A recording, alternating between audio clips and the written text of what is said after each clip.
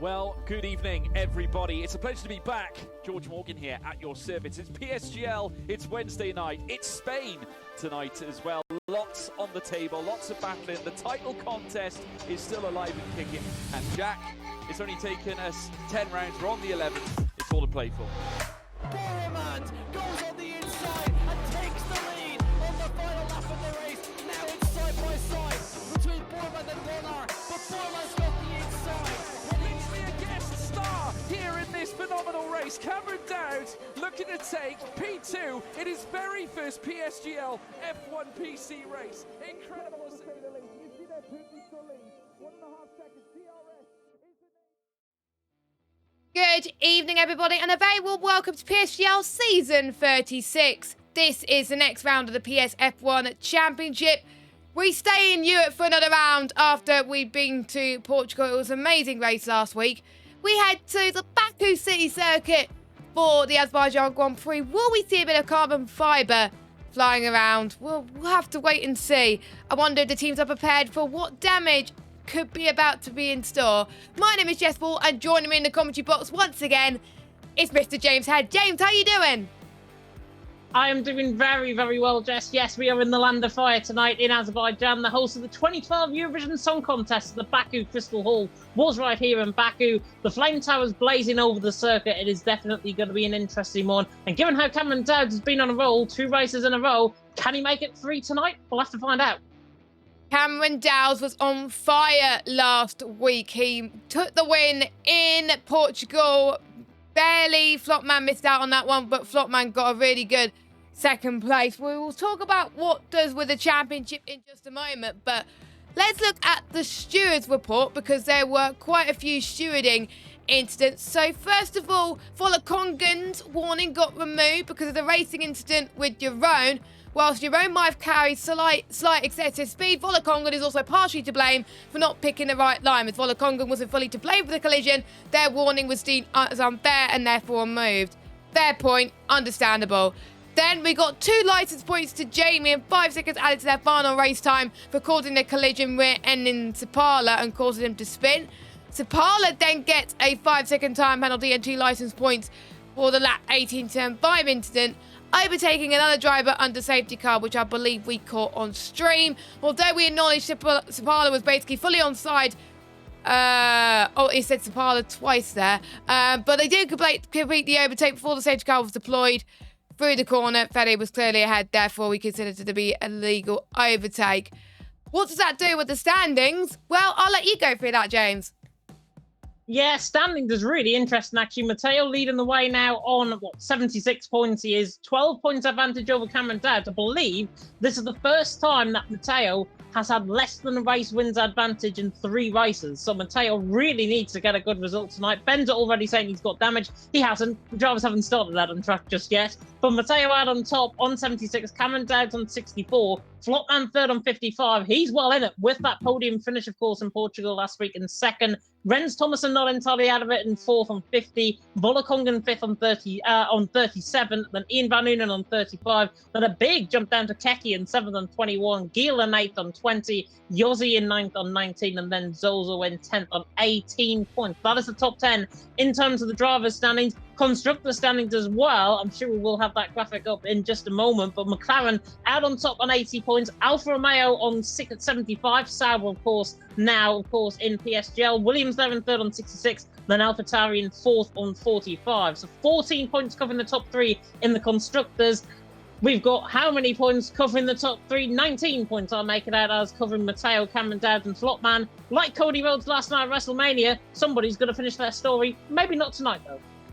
Yes, I don't think the championship's going to end tonight because we've still got a few more rounds to go as well. But there has been title decided at PSGL in the past around Baku as well. There has been plenty of great races around Baku. Last time we were here, season 33. I commentated on that one and it was Max who took the win. I thought I didn't, but James reminded me that I did miss that one, which I was glad.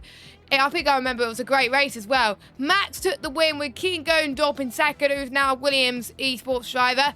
and Jeroen finishing in 3rd. So Jeroen has had a good history around this track. Season 29, we were here as well. Matthew Alder took victory that day. Season 28, Duncan Hoffland took victory. Season 24, Louis Welsh. And season 22, Matthew Alder. So for the last few times that we were at Baku, Matthew Alder was the most successful driver.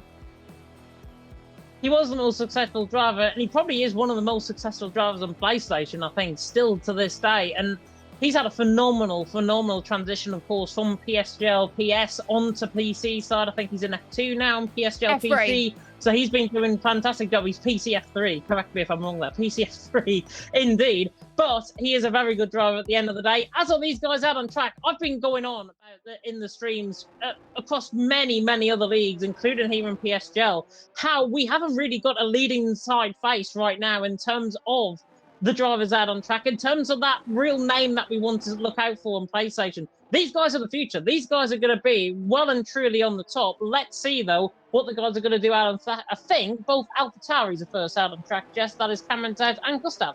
Gustav is the first driver that's going to be doing a lap alongside Cameron Dowds. Obviously, no slipstream, of course, is allowed at pit show in qualifying, but will be allowed in the race. So, circuit was built around about mid-2015.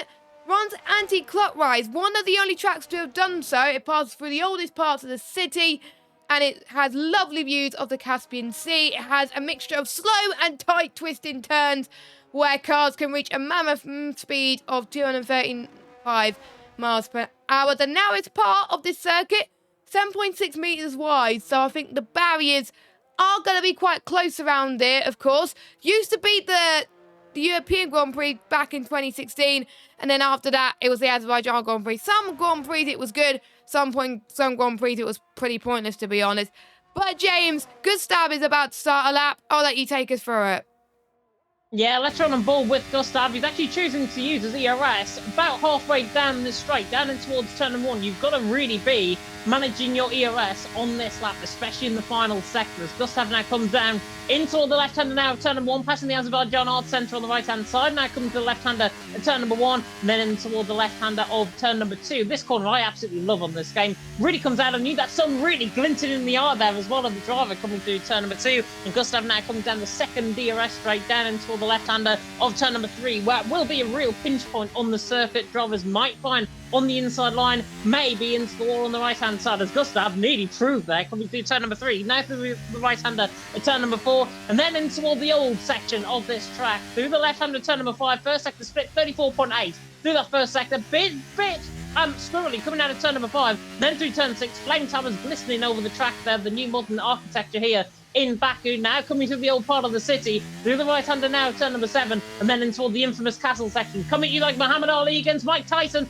Sun is blinding me, coming through turn 11, then through the left-hander at turn number 12, and now into the old Grosjean corner, as I'm nicknaming this, at turn number 13, spun the safety car, of course, and made sure Marcus Ericsson got one after the race finish as well. Coming through the left-hander though, turn number 15, Gustav really kicking that rear end out. Coming through turn number 15, through the middle sector, 14.3, dead on where I expect the lap time to be in a banker run. Now coming through the right-hander 17, and then into the final chicane of turns 18, 19, and then through the right-hander of turn number 20. So pretty much a lap then done on board with Gustav. Cameron Dowds, just for a little bit of confidence, is going quicker, but he's invalidated in behind. So Cameron Dowds invalid, Gustav though not. However, on the run to the line, passing the Azerbaijan Art Centre, comes to the line, 38.9, already up there within the 38. Very quick lap. And not many people are able to beat the personal best time that we're seeing from the likes of Gustav at the moment. So we're seeing, obviously, Jeroen doing a 35.1, 2 tenths slower. The only one that can match him is Vola Kongan in P2. But again, it's around about a few tenths slower. So, but we got to keep an eye on one of the Red Bulls, Zorzo. He's on a 35.0. Flotman was on a 34.978. I believe he's going to go out on a run. No, be invalidated. Okay, he's just gone in. I think he invalidated, so he's going to go out again and see what he could do there as well. For Jeroen, by the way, slots himself into P5.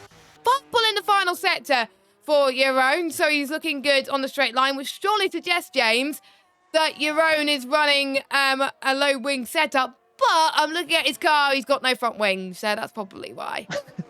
I was about to say he's got no front wing out on track, and that might be why he's got purple in the final sector. Marios there on his return, they're going 7th. Brando there ahead of him. Macho I'm watching on ball with. On the run to the line, normally a strong contender around this track. Macho on the run to the line, goes 4th ahead of Mateo, and that will fill him up with a lot of confidence. 300 quicker than our championship leader right now. Volokongan in behind by about 400th of a second. Macho will be filled up with a lot of confidence, I think, after that lap time. Flopman is invalid. Cameron Dowds has ran out of fuel for them to obviously back off their lap. Backy, who was back here tonight as well, he literally turned up about 5 minutes ago, so don't expect him to be absolutely obliterating the timing screens out on track, but it is for now. Gustav out on top, Ryan in 2nd, NLR 1-2. If it was the other league, it would be a very nice thing. Zozo there in 3rd, Matcha there in 4th. But early on, Gustav really got banker lap, that is. A 38.9. We saw Dirk doing similar in PSGL F2. I think PSGL PSF2 pole time, if I'm not mistaken, was a 38.5, around about the midpoint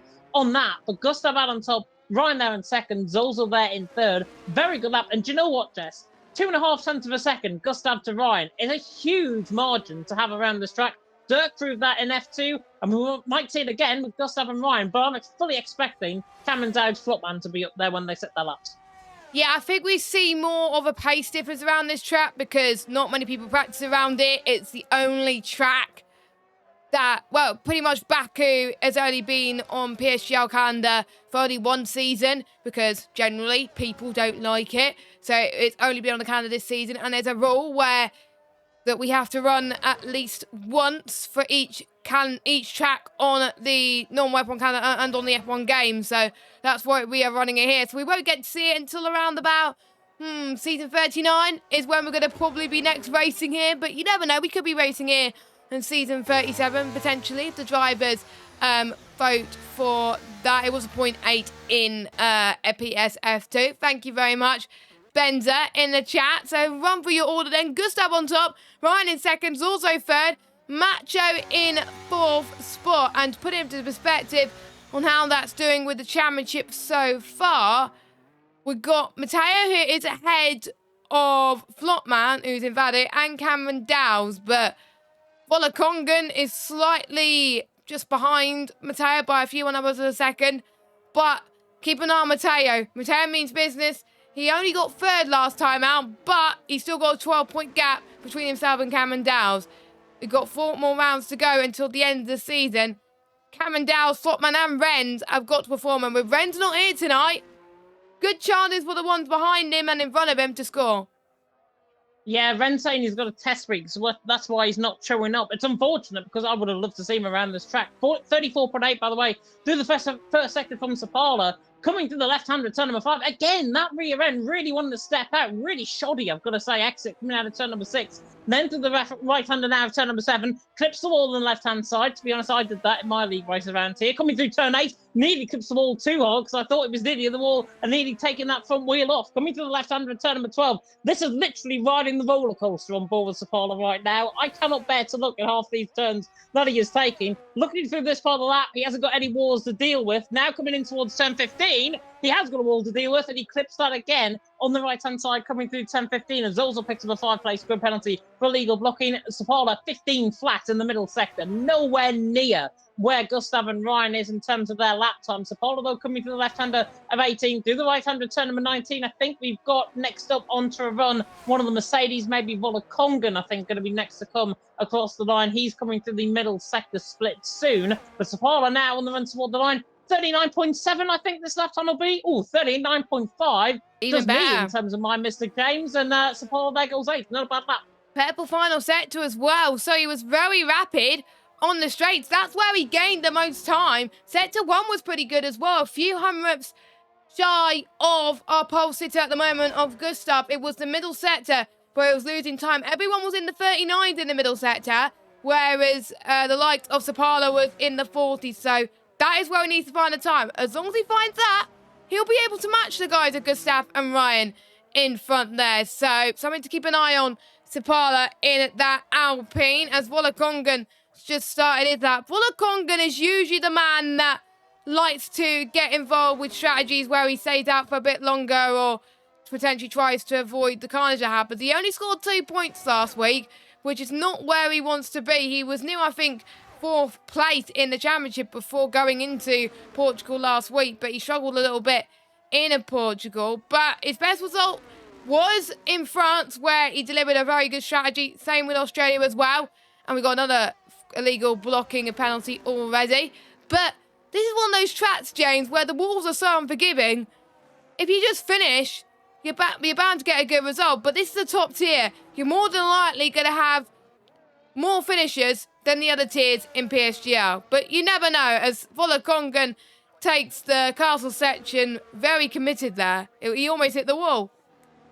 He almost hit the wall, and I think there was sparks actually coming through from that wall, if I'm not mistaken, as well, as I rolled a ball with Volokongan through there. Left-hander return 14, coming to the left-hander now, turn number 15. Can't ride that curb on the inside line. Can't take the esports line, is what Jon Orkney and the likes do around here. But a 14.5, more like it from Volokongan in this middle sector split. Not going to be absolutely blistering in terms of Gustav's lap time. Ryan seconds also there in third. Ben to mention that PSF2 was a 0.8. So we are near that ballpark in terms of a lap. Volokongan, however, is on the run to the line. I think he's got Gustav or Cameron Dowd behind him. Might be one of the two. AlphaTauri's on the run to the line next, but Volokongan on the run to the line should go up there with this lap time. Goes third. Good lap from him. Gustav bails into the pit lane. Cameron Dowd is looking quick as well. He's now on the run to the line. Take this thin exit as possible. On the run to the line. Should go quick, I think, with this lap time. Goes second. 39 flat from Cameron Dowd. Gustav there out on top. Flopman, though. 38.8. How you like them apples? The Sauber man. Jerome's retired. Gustav then second.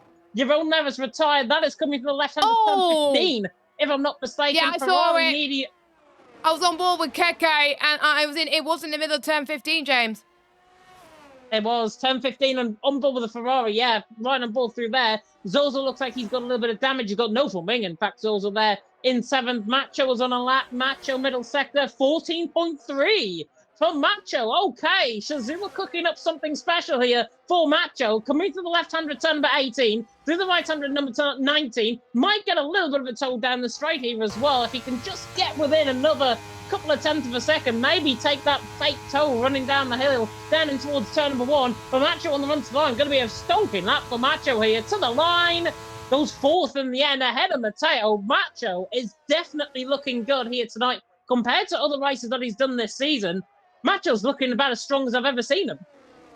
He was a tenth slower than Flopman in both sectors. That was impressive from the Mercedes driver, and that is what consistency rewards you. I think that's going to be the key characteristic tonight more than pace. It's all well and good being fast, but if you keep hitting a wall, then that's not going to get you any points, especially if you're fighting for the championship. And with some huge contenders missing, that is going to be very interesting. And just to point out a few lineup changes for the rest of the season. Unfortunately, Cazizzo can't commit to being a full-time driver due to obviously still recovering from the injury that he had. So he has been demoted to reserve, unfortunately. So hope you get better soon, Cazizzo, and hopefully we'll see him driving in PSGL soon. We do have Jamie promoted to Mercedes full-time. He is not here tonight. Obviously, that's why Macho is replacing him tonight. So that is a little bit of an update for you for that, just in case you're wondering where Cazizzo is for the rest of the season. Such a shame because he has won quite a few races in PSF1. I first commentated on him on PSF2 and he was such a character. He was such a character. I first commentated on him in league racing back in, 2017? Is that me now showing my age, I think, in terms of how long I've been around? Yes, that was way before I started. It is. I remember his first race, and yeah, I remember like it was the back of my hand, to be honest. But the progression that he has made, it's unfortunate that he has demoted to reserve. I mean, his health comes first more than anything else, so his health is prioritised over racing here in the division. Hopefully he's back to winning. Hopefully he's back to doing this karting stuff as well. I know he's got universities, so he might have exams and everything going on as well. It is very tricky if he's got health issues along with that. But we know he is a very good driver. We know he will fight through whatever he's going through, and he will return stronger, I'm sure, on the new game in F1 24. Flopman though out on top from Gustav second, Cameron Dowd 7th. Around 3 minutes to go now in the session.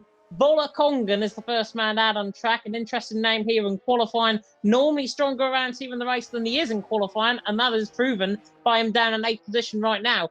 By the way, I'm going to now ask you guys in the comment section, both on YouTube and on Twitch, who do you think is going to get pole position with 3 minutes to go in the session? I'm going to put my neck on the line and go back to my old ways, and I'm going to go Cameron Dowd for pole. You're going to go with Cameron Dowd for pole. Now, Rens is not here, so I can't go for Rens. So I'm going to go with... I don't usually go for bold statements, but I'm going to go bold. I'm going to go Macho. Okay. Because Macho was a 10th off Flopman in each sector, so it's still possible. So he could find at least a few attempts, but we're already in the range of an F2 from the F2 pole time anyway. But yeah, I'm going to go with Macho. Probably Macho's going to kill me if he doesn't get pole, but there we go. So get your predictions in as soon as we see your predictions in the chat. Well, it's not going to be Sapala or your own, so don't you bother predicting those. Volagongan, you got to be careful, otherwise you'll get disqualified in the... Joking, he won't get it, because he'll get reset to where he is at the moment, so we'll keep an eye on his lap time. So don't forget, check out our title sponsor as well whilst you're watching and waiting for the laps to get by. GT Omega, 5% off all GT Omega products by using the code PSGL at checkout. And also a massive shout out to our partners, Sim Racing Centre. They provide setups, and they're going to get new setups for the new game as well. You can pre-order new setups on F124 by using the code PSGL at checkout. You get 10% off as well, including some strategies and coaching sessions. The esports drivers are going to be very busy at the moment because there's a sector competition in Sweden happening this week. Do you know what it is, James? Because I don't have a clue. I do, because Ismail Fassi is part of the Williams Esports lineup, and that is a name I was from being PlayStation. sarcastic, I do know. She does, though. It's F1 Esports, and it's in Stockholm. It's not in the Maldives, as these guys have been posting on social media. Ismail Fassi, though, very good name to watch out for there on F1 Esports. Back here in PSGL, PSF1, former champion back in the day. He's looking to try and get a good run there for Williams Esports. Might necessarily be out on track. He's definitely one to watch out for, as is a Williams man here in LR Ryan. He's the first man out on track coming through the left-hander of turn number 5, and that's much cleaner. Coming through turn number 5, he's 10th and a half up through the first sector, and now it comes in toward the infamous Old City section at the castle, coming through the right-hander now of turn number 7, in toward the infamous castle section, turns 8, 9, 10, 11, and 12, packing a punch coming up the hill through the right-hander 11, now through the left-hander turn number 12, really neatly done, actually, coming on the outside curb there.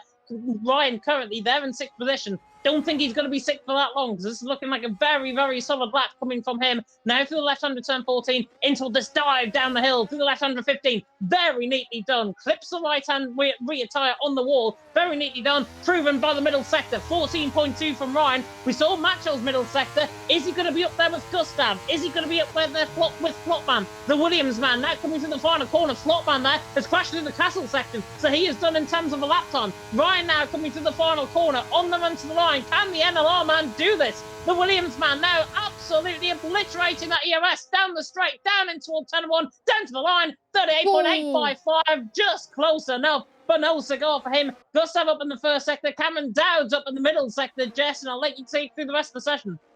Yes, indeed. Stefano goes up to the line in 10th. He can't do any better, but he does improve on time. Keke is heading towards turn 16. Now I will see who is improving in each sector. Baki's improving. Fede is improving. Cameron Dowd is improving. Everyone's improving. Cameron Dowd is on pole position with a 138.8. What can Matteo do right now? Good stuff up to the line. He's got a few...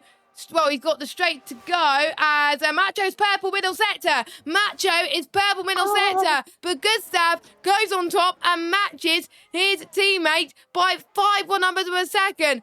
Matteo going up to the line. We got to keep an eye on him. We got to keep an eye on Macho, but Matteo first. Up to the line. Only 6 blasters. Let's watch Matteo next. Is it going to be good enough for pole? No, he pretty much bottled it in the final sector. Actually, no, it was the first sector where he lost it.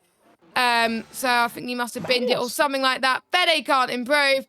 It is Gustav on pole. Cameron Dowd in second. We've got an AlphaTauri stroke RB12. We have, but it's not the person that I expected to be on pole position. None of us predicted Gustav for pole.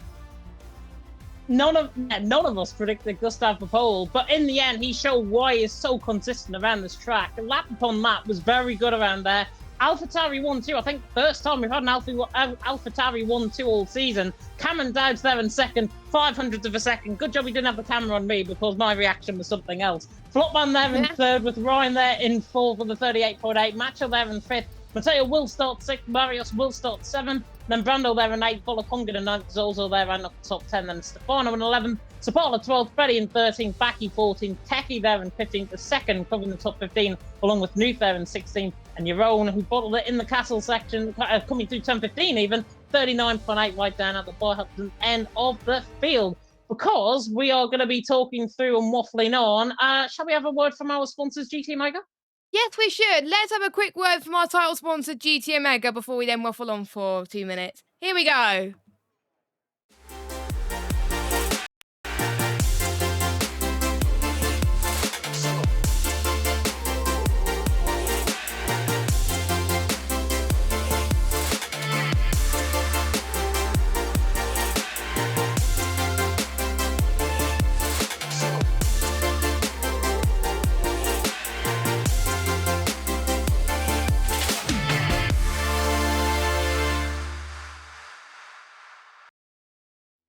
Welcome back to PSGL PSF1, and it's a driver that you do not expect to be on pole is on pole position. But it is an AlphaTauri, though, that you could expect. It's Gustav, who is currently sitting in P16 in the championship. His best result was a P8 around Belgium. Not being the best of seasons for him, but he seems to like street circuits. So that is a real turn in the books for Gustav, and especially if he wants to keep his F1 seat for next season, this is good odds for him. Yeah, as you say, his best result was in Belgium. 8th place finish there, 9th place finish in Austria. He's only picked up 5 points all season. Not going to put the pressure on him, but he really does need to deliver, I think, now. That he's backed that up in qualifying, the race is entirely a different thing. And obviously, he's there, 16th in the standings right now, Gustav. Won't be 16th for that long. If he can really prove himself, I think, out on track, he should be quite good. Cameron Dowd's there in second, did everything right, apart from get the mockers put on him by me, obviously, in the comments, in the commentary box here, in there in second. Absolutely typical. Didn't even pick him for pole last week, and look what happened. He won the race. In there in second, Cameron Dowd. Flopman there in third, ever the consistent man. And Ryan, I think we should mention Ryan there as well. Obviously, Ryan further down the field in terms of the standings. He's currently, 11th position ahead of Yaron. Yaron there, obviously, bottom in qualifying, going out, coming through 10-15. Ryan, definitely a name to watch out for. A Macho, an interesting name to watch out for as well. Qualifying ahead of Mateo. That's going to fill him up with a lot of confidence. And I know he's quicker in the race than he is in qualifying, so watch out for him. Yes, there's some different situations, isn't there, that you might be good in quali, but not so good in the race and vice versa. But sometimes this is one of those tracks where you don't have to be good in quali to be good in the race. You do not want to be starting in the middle around Baku, because that is where the contact could happen, especially towards turn number 2. That is where the most narrowest part of the circuit can be as well. So the guys like, obviously, Ryan, Brando, the likes of Macho as well, the closer to the front you be, the better. And let's hope we don't have some brake magic like we've seen a certain F1 driver do a few years ago, but we don't want to really talk about that. We've just been informed as well, dry race for the drivers, so no threat of rain, which I'm quite gutted actually, because usually wet weather brings a bit of a spanner to the works, but I think the drivers will be very relieved, and of course the stewards will be very relieved. They definitely will. I did a commentary on Wednesday in another event, and that was wet towards the end of the race. So I was really expecting it to be wet toward the end of the race here. Unfortunately, not everyone that was on an even playing field, which I think is going to be the most important thing. Looking through the standings coming into tonight as well, a reminder of the standings, of course, coming into tonight. Mateo there out on top on 76 points. Cameron Dowd in second on 64. Flopman there in third on 55. So 19 points covering the top 3. As I mentioned in the introduction, Mateo has got less than a race wins advantage coming into tonight. And it's the first race that I think he's had since, Canada, when he won in Canada, and obviously backed it up with Austria the week before that. He is going to have to really pull something out of the fire here. He's qualified, down in 6th position, ahead of Marius, ahead of Brando, which will fill him up with a bit of confidence. But Mateo, interestingly, I think his qualifying has gone completely wayward off the season. We saw Cameron Dowd last week. Obviously, he waited 6 seasons from PSGL, PSF3 to get that win in Portugal. get that win last week. He's Did on a not get roll, 2 wins in a disqualified. row. Did not get disqualified as well, and did not get a penalty put on him at the end of the race either. Canada, he finished 4th the week before, and then that 13th position in Austria. That'll be in the back of his mind. Hopefully, though, he can turn that from a negative into a positive into tonight in Baku. But it's going to be one of these tracks where anything can happen. I'm glad I'm not out on track, Jess. What about you? I'm kind of glad I'm not out on track either. I would have been out on track yesterday around Baku if my internet decided to not die on my console.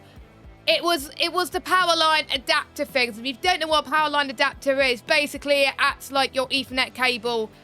You can connect to it if you're further away from your router and stuff like that. And mine was 6 years old, and it just given up the ghost. It was on its last leg. So, and it had 1 megabit per second upload speed. But in a way, I was gutted to not race back and being away after watching the race on my phone. I'm glad I wasn't in another league. So yeah, I would rather be out commentating the racing. I love commentating to save my life. One of my favourite tracks to commentate on. Let's hope, though, I commentated on the Baku race, I think, about a month ago, where we had all safety cars used up by lap 10. Let's hope we don't get that, James. Let's hope not. Pretty much every single commentary I've done on this game has involved 5 safety cars within their races. So I'm tentative about this. I'm really looking forward to it. I hope that the drivers behave themselves. I hope, for the love of God, that we don't get any safety calls or VSCs out on track, and it's just a nice, clean race throughout, like it was in Portugal. Yes, we had that safety car, I think, midway through the race, but it was a really strong race in Portugal. If you didn't watch it back, go and watch it back later on. Cameron Dowds, of course, took the win. Flopman second, Mateo there in third. I mean, I have just rumored that for everyone that might have not watched Portugal last week, so I'm sorry if you are. I'm sorry if you are one of those people that I've just spoiled the result for. But the form currently is with Cameron Dowds. Flopman there in second. He's just beginning in third in the championship. He's just beginning to come to the ball, I think. Second in the race last week in Portugal. Very unlucky. Got out of DRS. I mean, he mentioned in his interview as well that Cameron was just quicker than him on the day. If Flopman just stayed within that ERS range, which was very difficult to do, he would have had a chance to win that race. Absolutely guaranteed. He's just coming to the ball very nicely. And I've got to say, from the start of the season as well, I've really seen a good improvement in Flopman's driving out on track as well. He sometimes gets a bit of criticism in terms of his racing style, in terms of his aggressiveness out on track. But last week proved that he can race very cleanly. And I think he's just beginning to come to the ball. So do not be surprised if Flopman wins this race, although he is not my pick for the win. Oh, he's not your pick for the win. Interesting. I mean, he didn't get points in Canada, which was a bit of a shame, but he's got points in every single race apart from that. Flopman was one of those drivers that came from F2. I'm being very impressed with quite a lot of the drivers, actually, that came from F2 last season, and they've been doing so well. Of course, you've got Mateo, the F2 champion that is leading the championship. Flopman in third in the championship. Renz, P4. Ian, who's not here tonight, in P6. And Zorzo as well, who was in a lower tier. I can't remember if it was F2 or F3 or F4. F2. F2. Okay, I got it right in the end. But he's doing so well as well. So it shows the skill gap is not that much around here as well. But luckily, James, we are about to get underway. Ryan set up the grid, and the drivers have been told to ready up. The drivers have indeed been told to ready up, indeed, and this is going to be absolutely crucial now, this race. This next 3 or 4 minutes, just before the race begins, is going to be everyone now getting into their mental focus, getting into their mentality, thinking about how they're going to approach the corners out on track. And around a track like this, one mistake is deadly. One mistake can put you in the wall. So even in the top tier, these guys have got to be on the ball right from the outset. We saw in F2. If you don't want to get another spoiler, mute your sound right Give them 10 now. seconds. Give them 10 seconds. I think that's about enough time. So F2, if you didn't watch that, Covers had a drive-through penalty, as well as Phil, I think it was. Yeah, it was Phil, yeah. In F2.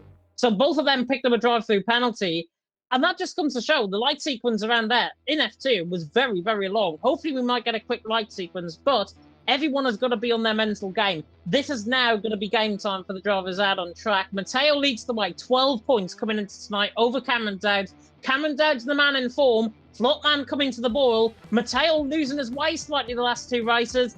This is going to be very interesting. And with Renz not here, these guys are going to be trying to get points on Renz. Yes, and we do not have long to go until the end of the season. So if they mess up now, then it's going to be quite a few issues as well, because it is the final season on F1 23. So much can happen. F1 24 could be a completely different handling model for all we know. So they could be the ones who could do well in F1 23 and could struggle in F1 24. We've seen that with quite a few drivers in PSGL in the past, where they've done well on F1 22 and struggle on F1 23. It's a different mood as well. So they've got to deliver here if they want to show their worth in PSF1 for one final time. Get your prediction on who you think is going to win this race. I'm going to go for Cameron Dowds. You're going to hate me, aren't you, James? Oh, okay. I'm not going to hate you because he wasn't going to be my pick anyways. I am going to go for Matteo. Oh, we're about to go. Position out on track. Go on. We're about to go. The 5 red lights are on here in Baku, and we are underway. Let's see who gets a great start. Flopman gets a great start. So does Cameron Dowd towards turn 1, but it's Gustav that gets a good getaway. Ryan and Macho to the inside, heading towards the middle of turn 1. Heading towards the braking side of turn number 2. So we've got the 2 of the Red Bulls fighting. Cameron Dowd takes the lead. Cameron Dowd takes the lead. Flopman gets past Gustav. So Gustav dropped from first to third, and that is a huge toe that we were talking about. It's a very long straight. You do not want to be starting Flopman. So you don't want to be starting P1 as Flopman to the inside. Through turn number 3, in towards turn number 4 now. Brilliant move. Macho now goes for the move, and they're going to be too close to contact, and there wasn't. Ryan goes up to 4th there as well. So much action so far as well. Now in towards turn number 5, which is very tricky. Macho just about to fence from Matteo there. But it's coming down that leads. Flopman 2nd, Gustav 3rd, and Ryan in 4th. Oh, and Stefano's down the inside line of turn number 7. Oh, and he's desyncing all over the place as well. Makes contact with a bit of Brando, but he gets the job done. He's on the set of soft compounded tyres, which is why I'm picking him out. They're in 8th position. Jeroen on a set of softs. Zol's on a set of mediums. Apart from that, everyone is on a set of hard compounded tyres. Stefano's making good ground, though, through the field early on. 3 positions gained early. Jeroen's gained 5 from binning it in the wall at turn 15 in the qualifying. He's up 5 positions from the early scrimmaging in this race. Very good stuff from him. And now he's running the back of Sapala, running down the hill as well. Flopman gets overtaken there by Ryan and Gustav, and I think Gustav may have pushed him wide there. Cameron Dowds went off by himself, it seems, but Flopman there in 4th, Macho there in 5th, and that now puts Flopman into the usage now of getting that ERS, getting that DRS down the straight, because DRS is not enabled. Here comes Matteo, though, on the back of Macho. Macho, though, on the back of Flopman. Going to try and either move in towards turn number 1. Is he going to go for the move? No, he's not. The Sauber remains in 4th. Mercedes remains in 5th. We've got the top 7 on the hard compounded tyres. Stefano and Jeroen have opted for the sauce, also for the mediums. Everyone else have gone for the hard compounded tyres, which is to be expected around D. The tyre degradation on the softs is not ideal, so you want to get off the softs as quickly as you possibly can. It's also to the inside of Sapala, but Sapala is going to fight back, and he is through it. Oh, he's hit the wall. Sapala has hit the wall. As I was trying to find the drivers to go on board with, I thought I was on board with them, but obviously not. So it's also up to 12, but I think we got some front wing damage from one or both of these drivers. So don't forget top 10 score points, so that's going to be hard for them, for the drivers to continue with today as well. But the OS gets enabled in on lap 3, so that's where we get to see the craziness happen. Fede gets past Sapala. Brave move, but he had to do it, because otherwise he would have got held up by Sapala. Yeah, and Sapala, you rightfully mentioned, that has got damage. Right side end plate damage on that car. Full wing end plate missing. So that is now going to put Keki on the front foot, Baki on the front foot, and Nuth on the front foot potentially there as well. Well down at the back of the field is Nuth, as Marios is losing position past Stefano. Stefano, top of the hill, turn 15. Don't often see a move there, but Stefano thought, you know what, I may as well go for Max Verstappen, escort a move. He's through and he's into 7th. Marios there in 8th. Marios on his return after getting a wheel replacement, I believe. He's there in 8th, doing a good job so far. Brandock's there in 9th as well. Gustav, though, hunting for the race lead on the back of Cameron Dowds. I don't think he's going to use it this time around to go for the move. Still going to be an AlphaTauri 1-2 running down the straights. They come into the new part of the city. Marios is closing in quite quickly on the back of Stefano. I think everyone's just going to settle in as they are, as Sapala bailed into the pit lane to repair that front wing. Unfortunate for him. Well, Cameron Dowds leads the way. Gustav in 2nd. Ryan there in 3rd. Early position gains. Stefano gaining positions. your own gaining positions. And speaking of which, the Aston Martin's right on the back of Volakongan, coming out of turn number 2, running down the hill now in towards turn number 3, running down this long straight in towards turn number 3. Your own pulls the inside line, like taking candy from a baby. Nearly locks up on the back of the Sauber. Brandnox did very well to recognise he was there. Your own gets into 10th. But my word, your own could have got 9th there.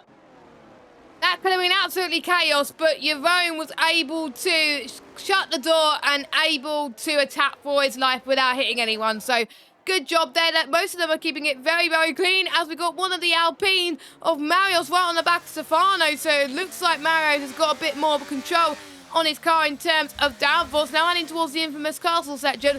Let's hope none of these drivers will do a I am stupid and bid it there, but knowing me, I probably just jigged one of the drivers. So I'm going to shut up about that statement and let the drivers carry on for the rest of this race. This DRS train is going massive and massive at the moment. These hards could go a long way into this race, and people will be going on to a set of the mediums around about lap 12 and 13 quite early on if they want to go for the undercut, maybe 14 or 15. If they want to go very late on, there could be some safety cars. We'll talk about safety car windows in just a few moments' time. Brando, who was ill last week, going for the move, but Matteo going side by side with Macho, but Macho goes for the switchback. Gustav also goes for the lead in towards turn number 1, which he does. Gustav takes the lead from his teammate Cameron Dowles. Ryan's still there in third.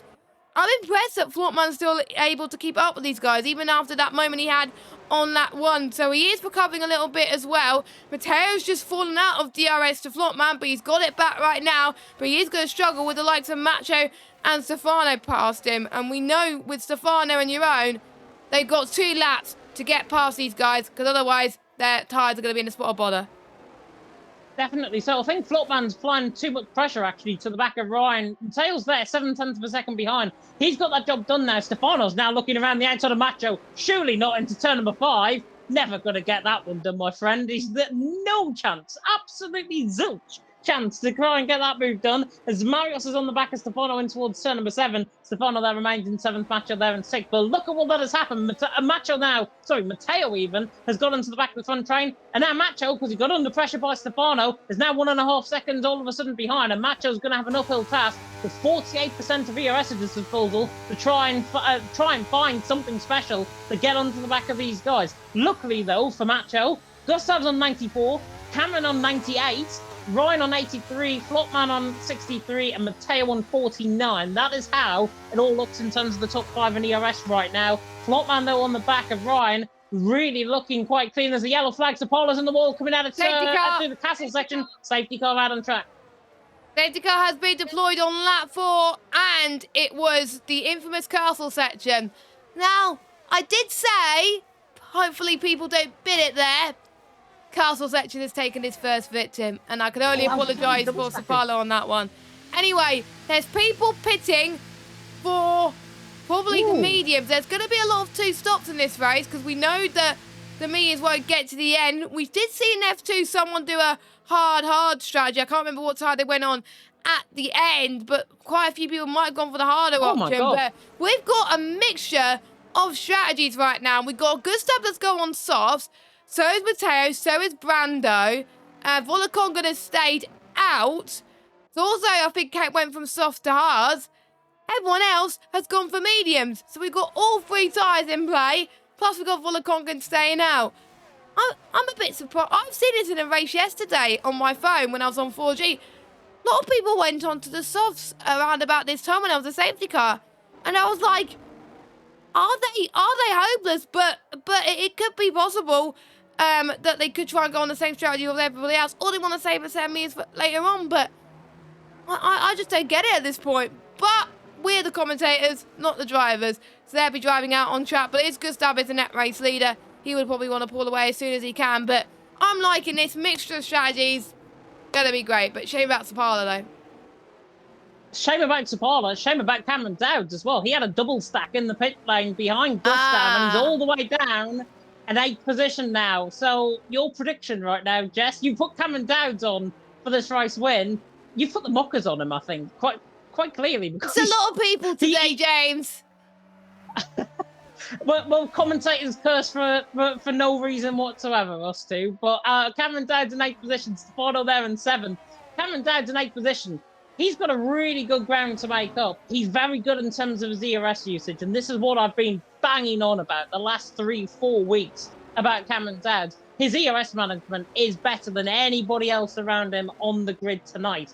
And that is what is going to see him through potentially in terms of this race. Medium compound size. Now, of course, they can't make the end of the race. It's going to be medium softs, I would imagine, for Cameron Dowd. Volokongan staying out. He's predicting another safety car. I don't blame him, to be honest, because I think there will be another safety car coming in the not too distant future. But Volokongan leading the way, Gustav in 2nd. Gustav, interestingly, you mentioned that. Drivers going on a set of soft compound tyres. In a league racing commentary I did, apart from PSGL, the soft compound tyres lasted around about 8 or 9 laps. So they can get on that set of softs, then they can go for the set of mediums. And I think that's what's going to be key to their strat calls here within this race. Gustav in 2nd on a set of softs. Zolza was on a set of hards. He's now going to transition, I think, onto a set of medium compound tyres. Could potentially get those to the end of the race if he's good with those tyres. Nuth into the quick lane, maybe going onto a set of... Okay, Zolza's going on a set of softs. Okay, not sure why. And Nuth has gone in to the pit lane as well, and he is on a set of hard, so I imagine he will get to the end of the race. But Gustav 2nd, Matteo 4th. One to watch out for, set of soft compound tyres. I hope to go for my prediction. Matteo makes position because he is in a very good seat right now. Yep, and we do know how important the softs are at these early stages. Fresh tyres is absolutely key. We have seen drivers take those softs for about 7 or 8 laps, so it is possible. And then they could go for a set of mediums later on. Or maybe the reason why they got on the softs, small safety cars, because again, we've had quite a lot in the lower divisions that we've seen on PS and PC earlier on in the week. Make sure you check that out, of course, after you've seen this one, because we've still got more crazy action. Believe it or not, James, last of the PSGL action this week, because we got no PSGL PC around Zandvoort this week. They got that race cancelled because they got F1 Sim Racing on Wednesday and Thursday, and they would want people to see that race. It actually is on the Friday as well. So we've just got us this week, and we'll be the only tier racing around Zandvoort, but we've still got these laps to contend with first. Volokongan's going to be in a state of bother. He's going to get absolutely swamped. He's got to nail that restart. I've seen people start on the mediums, and it only lasted 2 laps before, like, loads of people on softer tyres overtook him. Yeah, and I think Volokongan is quite literally going to be the fish to the crocodile, I think, out on track, because he's going to be now absolutely eaten up. He's going to be in a swamp, quite literally, on this first restart lap. And Volokongan, now the virtual Burmaland, now the virtual safety car. He's on the Telehard compound of tyres, but we know how good he is in terms of a safety car restart. We know how good he is at controlling the pace, and that's what he's going to have to do here tonight in Baku, coming out through the left-hand turn 18, very gingerly, very slowly, normally coming through here around about 170 mile an hour. Gustav coming to the right-hander in behind. He's on a set of soft compound tyres. You would imagine that the set of softs are going to be to his favour and to his work. And I'm imagining Gustav, if he doesn't get the job done down and towards turn number 1, turn number 3 is going to be his play. As Volokongan does not want to go early. I think he'll go around about the DRS detection point here for this restart. He is just now ramping up the pace, about 50 mile an hour on average. Everyone in behind sticking at an average pace. Macho leaving a very good gap, by the way, between Flopman, and now he's gone. And Volokongan is absolutely shot off into the background. Cameron Dowd's Macho swapping positions further down the field. They've had illegal overtakes, I think, going on in the safety car restart, but Volokongan leads down in towards turn 1. Gustav there in 2nd, Ryan there in 3rd. But this is where the tyres are so good for Gustav. Coming through now in toward the left-hander turn number 2. You can now call me Mystic James, because this is on down in towards turn number 3. Now pulls out to the left-hand side. This is easy from Gustav. Breezes on by from Volokongan. Put the lottery numbers on. Gustav takes the lead of the race. There we go. Ryan going to try and do exactly the same thing, but Matteo right on our right-hand side and on the driver's left-hand side. He's going to try and get past Ryan into turn number 4, but there wasn't much space, so understandably, he stayed behind in that one because there would have been contact otherwise as well. It's quite now as you head towards turn number 5. Ryan not making any edgeway as well. And look at the gap that Gustav is pulling away. He's done the right thing on being on those soft compound tyres. Those softs are not going to last for long, and he's managing it very, very well. Brando to the inside of Mario just before the castle section. Beautiful stuff for the man who wasn't here last week due to illness. He's now back fighting strong as a full-time driver, and he's doing very well just inside the point. He's going to get 2 points as we speak and could try and get fastest lap. We got Ryan trying to go for the movement towards turn 15. Can he do it? Nope, he can't do it. He is bravely going out of it right now because he doesn't want to hit anyone. But we've got Volakongan, who's pretty much been the trolley train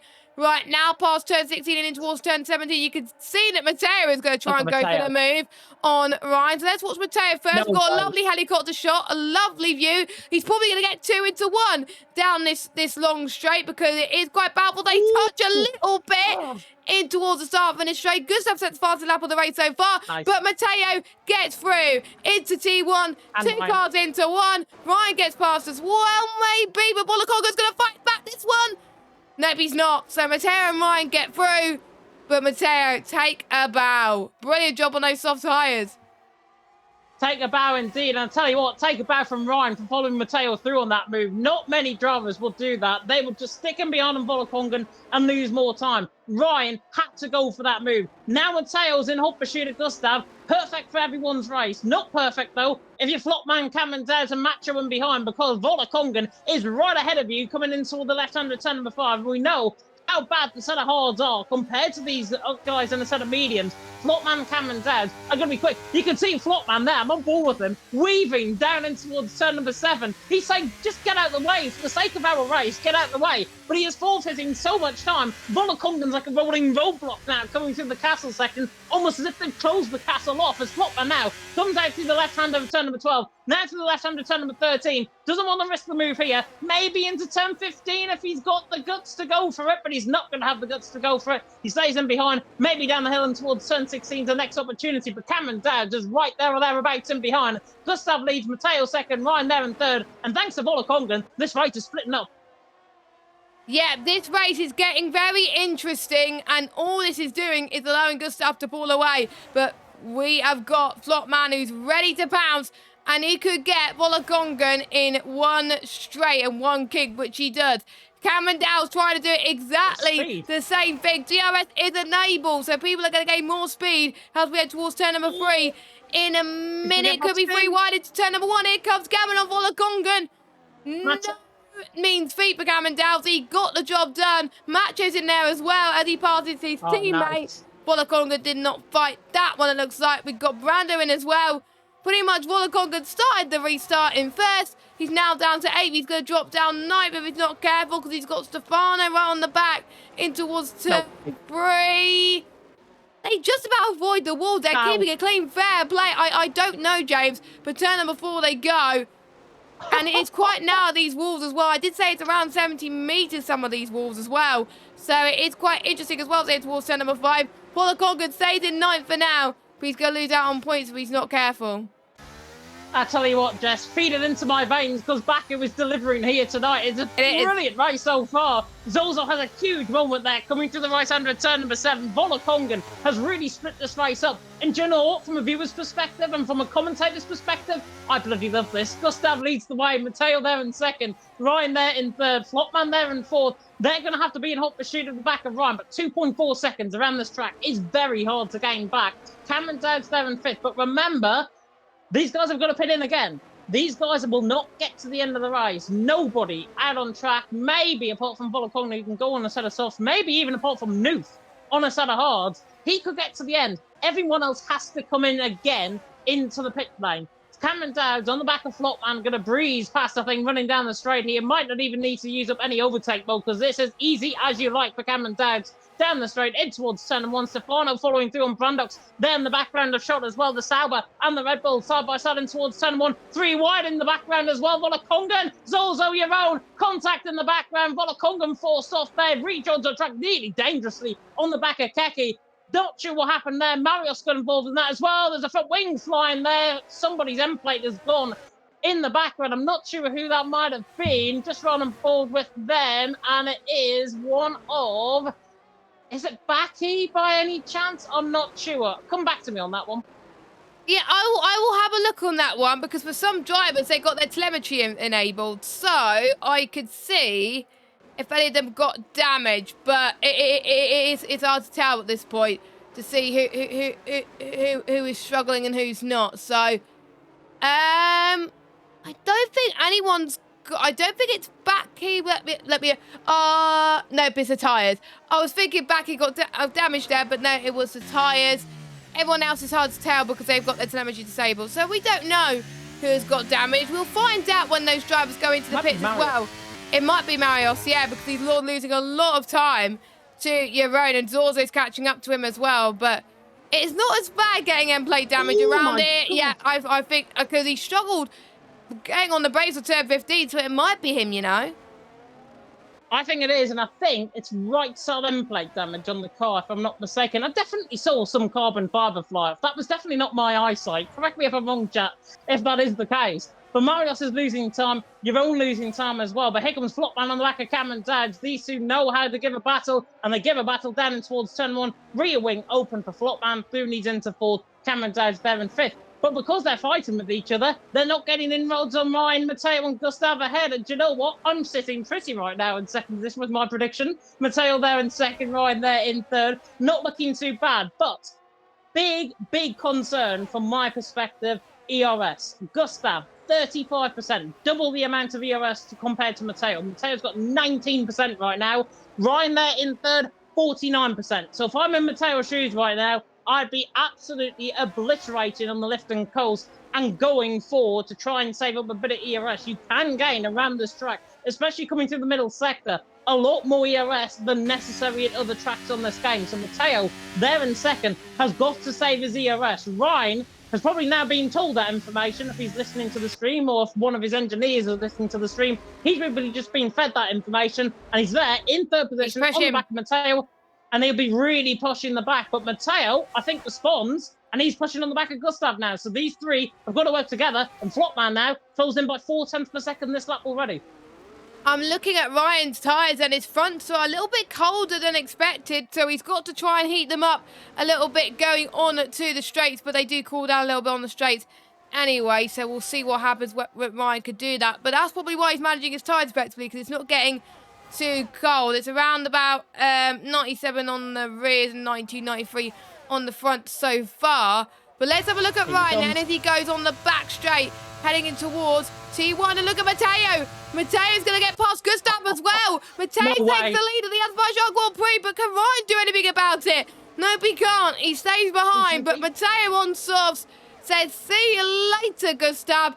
My P1 is mine. He is leading the championship for a reason, and he wants to extend that gap, and he is doing so. But Ryan is going to try and challenge Matteo like no tomorrow in towards turn number 3. Look at the gap that the top 3 are pulling away.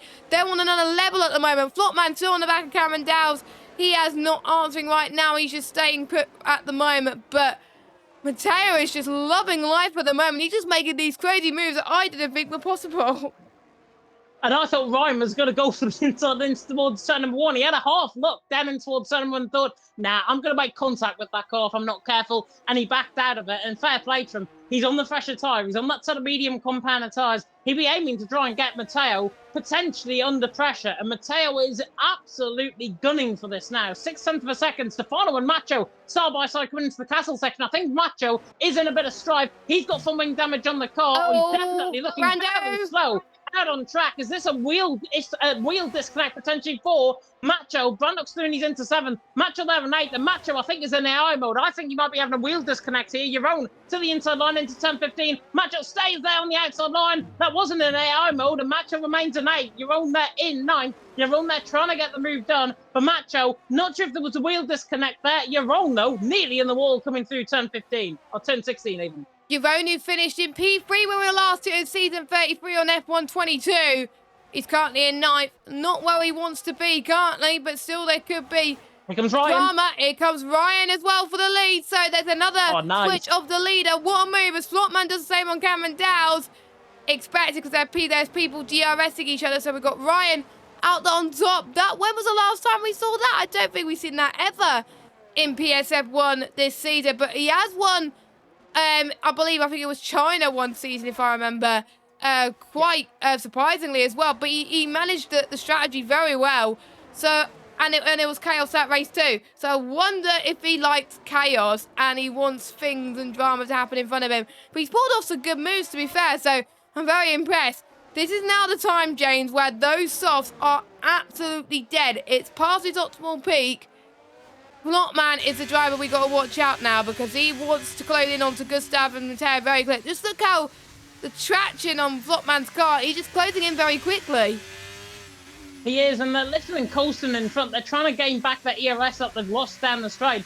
And Flopman now, I was about to say he'd be within a second. He is going to be within a second. He's now 9/10 away from the back of this group. Cameron Dowd says thank you very much to Flopman. Not often you're going to see thank you very much to a Flopman, or to a Frenchman even there in fourth. Flopman there in fourth, Cameron Dowd in fifth. Both of them normally hate each other out on track. They're working together today, and it's really good to see because Flopman now just about within the cold tail of the DRS. He's got to use up that overtake mode now to good effect. Coming through the right-hander turn 17, through the left-hander now of 18 and 19. Gustav right on the back of Matteo ahead, and Flopman is within DRS range. He's within striking distance. Maybe to watch everything unfolding behind Ryan is a sitting duck potentially down the straight because Gustav and Matteo are now coming strongly at him down the straight. Matteo passes him. Gustav might pass him down in towards turn 1 as well. They're in the same party though. Gustav doesn't go for the move. Ryan there in second. Cameron Dowd though flies to the inside line. Gets Flopman in towards turn 1. I'll tell you what, I was predicting 5 safety cars before the race had begun. This is an absolute cracker in Baku. Oh, you probably said and jinxed it now, James. So if you will shut up, that'll be great. But here we go. Ryan goes for the lead once again. So Ryan and Matteo keep switching positions right now. And I wonder if that's going to help them pull away from the rest of them. But Flopman's in this as well. But the gap between the top 5 and Macho, 3.3 seconds. But probably Macho has got a bit of damage. And he's going to be the one holding these guys up. So Stefano, we want to get past this ASAP through turn number 5. He almost did that there. He all had a bit of a oversteer through there as well, heading towards turn 6 and 7 now. This was the corner where I binned it quite a few times on previous games. Let's hope people don't bin it there as well as we're approaching the halfway distance of this race. If you're liking what you're seeing, if you're on Twitch, make sure you click that follow button if you can too. And if you're on YouTube and you're watching this video and you like it, hit that subscribe button, hit that bell if you're new. Also follow us on Twitter at PremierSimGL and Instagram PremierSimGL and TikTok at PremierSimGL as well. So we're halfway distance. Ryan still leads. Matteo in second. But I don't think it's going to last long because many more actions and changes for the lead are about to happen. Definitely not. And I'm going to say 2 words in an anagram right now. Cameron Dowd's ERS, 67% of ERS. And you know what? Are they coming in the pits? They are. The front 3 are coming in. Cameron Dowd thinks, you know what? I'm going to treat this like a qualifying lap. I'm going to go for it. Maybe go for an overcut strategy. Everyone is into the pit lane. I'd imagine for set of mediums, right till the end of the race, they do get 2 sets of tyres, I believe, on a set of mediums around here. So they should be coming in for that fresh set. We see Matteo onto a set of mediums. We should see the rest following suit onto a set of medium compound tyres as well. Everyone is pretty much in. The Cameron Dowd and Flopman now have to treat this like a qualifying lap. They have to treat this like one-shot qualifying. 1 lap is the chance. Ryan there is just barely ahead of actually Matteo coming out of the pit lane. 0.5 of a second the gap between them both. Gustav's now without DRS, so 1.1 seconds. Matteo now closing in on the back of Ryan. This is going to be really intriguing. It is all about, though, the nature of the beast, the nature of this track. 6 kilometers in length. Cameron Dowd had to stay out. Gustav was ahead of him in terms of his teammate, and he didn't go for that double cycle like he did under the safety car. He would have lost save him time. He would have lost time, definitely, and Cameron Dowd could still lose time if he's got this overcut strategy. He's got 78% of ERS. The mind boggles in terms of Cameron Dowd's and ERS. He wants to play it safe. Cameron Dowd's ERS usage is brilliant this tonight, and this is what is going to win him the race if he's within contention on this next lap. Yes, and I think there's certain people that may think, oh, why do you have more ERS? But sometimes there's corners where you do not want to use ERS because you end up spinning and going into a wall. So you just got to be cautious at times as well, not play too many risks. And if you're leading out there in front, then potentially that's what you're going to do. Cameron Dowd, I would expect, is going to come in this lap. No. Flopman, they both go in. Oh, no. Flopman and Cameron Dowd come in this lap. Yaron stays out. Keke and Fede going side by side in towards turn number 1. Surely not. Fede gets past Keke. We've got the house driver as well fighting. That is, I believe, Noof as well. Cameron Dowles comes out of the pit lane. Here is Matteo. Right on the back He's of them. way ahead. Ryan and Matteo are way ahead at the moment, but Gustav right behind them. This is going to get very, very intense. And Cameron Dowd is only 1.2 seconds behind the train in front. Absolutely picture perfect for Cameron Dowd and Flopman now in this race. Cameron Dowd, he's got Flopman behind. He could just leave him behind if he wants to, because he's going to be really quick now on those compounder tyres.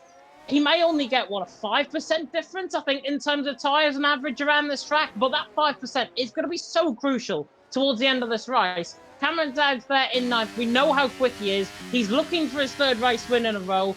Took one last week in Portugal. Took one the week before as well in France.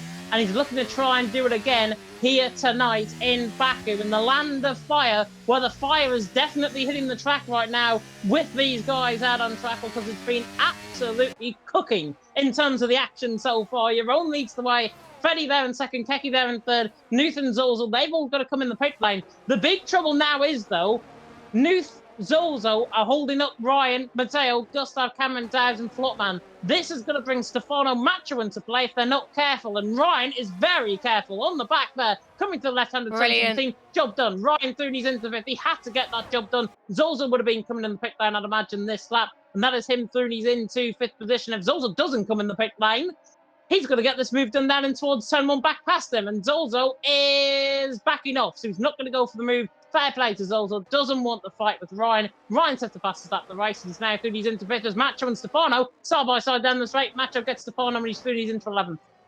We have a prediction in the chat, James, and someone and Dirk is saying that Cameron Dowles to win this without safety car. But he's in ninth at the moment. He's got to try and get past a lot of cars to do, though. He's got Flopman right behind him that wants to fight with the same piece of track and go for it as well. No Here way. comes Flopman on Cameron Dowles on the inside as well. Almost touching the wall, but they keep it clean. Fair play, boys. Nice. These two are racing really well together as well, and it looks like they're having quite a bit of fun as well too, and they could be working together here. Work together at this stage, and then the final lap, that is where they could possibly fight as they head towards turn number 6 and 7. Fair play to them as well. Gustav's still in the lead, but Cameron Dowds, actually no, Gustav's not the net race lead. Ryan's the net race lead. He's pulling away like no tomorrow if he's able to get past the train of cars. But we've got the lights of Gustav struggling a little bit in the Cameron background. Dowds. But here comes Ryan on the back of Fede, and he's past him. But look at Cameron Dowles on Zorzo. He's passed him in the same corner, I think, as well. So the ones on fresher rubber, they need to get past them. They got to. They've got to. And Dirk there saying in the chat, Flopman, if he passes Cameron before they get to ERS, Cameron Dowds wins this without ERS. My big concern is where he's placed out on track. Cameron Dowds has got Nuth in front of him, still yet to come in. Keke in front of him, still yet to come in. He gets caught up coming through turn number 3 behind these guys. It's going to be bad news for Cameron Dowds, and he's not going to make that time up, because look where Ryan is. Ryan's ahead of Fede. Fede's now getting overtaken by Matteo, right up in camera shot, on board with them. Now in towards turn 1, Matteo's ahead on Fede. He's into second, and here comes, I think, Gustav there on the back of Nuth trying to get the job done. But now, look at this. It's a big old train. Gustav has to find through on Nuth. Cameron Dowds just sitting, wishing and hoping that these guys, and he gets a phenomenal exit coming out of turn number 2. Has he got the legs to get Gustav down and towards turn number 3? You bet he has. He's got more ERS than him, and he's going to use that as disposal. Cameron Dowds, the flying Scotsman, to the inside line, gets the job done. Flopman nearly follows him. Flopman's in the wall. He just about avoids it. Flopman nearly in the wall. Spins the car. He hit the wall now. On the exit. He hit the wall now. Could be a safety car. It is indeed. Well, we were saying that Flopman was doing well with Cameron Dowles, and he just made the mistake like that. Luckily, he's still in this race. He could potentially pit, but he's going to lose a chunk of time being in the pits. You know what this has helped? This has helped Fede and Keke. They could come in and potentially get a free pit stop, but they may lose our pit time because they may have to pit again. Now, what would you do if you were in this situation? I think it's not that long to go to the end of the race. I would gamble if I were near the back. I would gamble and go for a set of softs. They can do it if you have a spare set of softs left, if you haven't used them, which quite a lot of drivers haven't. So maybe a fresh set of softs, which last about 7 or 8 laps, We got about 7 or 8 laps to go this Grand Prix after these drivers cross the line. So maybe softs could be the way to go. Fede and Keke will definitely box for softs. No question about it. But James, all the others do. I don't think Ryan and Matteo will. But it depends on what the other drivers do. I just can't call it. Will they go for softs or will they go for track position? Fede's going to go in. Let's watch Matteo. Matteo's coming. Yeah, everyone's going in. So no one wants to get swamped more by Cameron Dowds. Both AlphaTauris are in. They're going to get double. Going to get double stacked. But Cameron Dowds got double stacked in the first safety car. Revenge from Cameron Dowds on Gustav. So let's look at the tyres and see where people are. Surely they're going to be on soft now. Ryan softs. We've got Matteo on softs, Fede softs, Keke softs, Cameron Dowds softs, Macho softs, Stefano softs, New softs. We've got Flotman softs. Jerome stays out. And I don't think he was meant to go on mediums, even though he pitted. Or did he stay out anyway? I think he stayed out. He stayed out because he pitted the lap before the safety car came out. That's why he came in. You roll there in second. He can perfectly manage that to the end of the race. My concern would be, Jess, with these tyres, set a soft compounder tyres out on track. They go away at about a 6% rate on average around this track. So it's going to be really key for them to keep basically the lifespan in those tyres right toward the end of the race. They've got 2 laps under the safety car, which will definitely help them. Yep. But your own tyres are going to be so much better towards the end of the race than the guys around him. If your own can stay on the back of Ryan, get Matteo into play, Fede and Keke back in the play in this as well. This is going to be one mad final 5-lap dash, I think it's going to be here in Baku. Get your predictions in out on chat. Dirk saying in the chat, I think it's just a stress situation, not on purpose. I totally agree with that. I think the way he angled the car, it was his own fault for going for the move in the first place. That gap was always going to shut. And Flopman, I think, has reversed it back into the wall. And then he's broke his front wing as he's trying to go forward, thinking that he's got enough room to try and get off the left-hand side wall. That's why he calls the safety car. Nothing malicious in all of that. Flopman, they're down in 14th. The Saubers, unfortunately, not going to be scoring points at this stage. But welcome to the Wacky Races season in Baku. Welcome to Baku, and we are going to be back with some more racing action very, very soon. So, we're on lap 19 of 26, about to start lap 20. We got a prediction for Ryan in at the chat for the race win. I'm just trying to remember. I'm going to have to look at previous standings for PSGL, PSF1 and find out when was Ryan's last win. I'm sure it was China, but I'm trying to remember what season it was. Austria, I think. I think he won around Austria, didn't he? Or was it Austria that he won? I'm gonna have a look at the archives. So let me have a look. No, that's season 35. Don't want that. I want archives. Well, here we go. Yeah, we're going to be looking at that. So season 34. Let me have a look when he's only won once, I believe. Imola, season 34. Season 34? Yeah. That's what I've got anyways. Oh, yeah, round number 7. I'm just trying to think. Did he win in... I'm just trying to remember if he won in season 35. I don't think so. No. No, so we'll see the 34 in Imola. Season 34 in Imola, and it was when Markadors had a penalty, which Benz has mentioned there in the chat. It wasn't. Yeah, so he didn't win on track.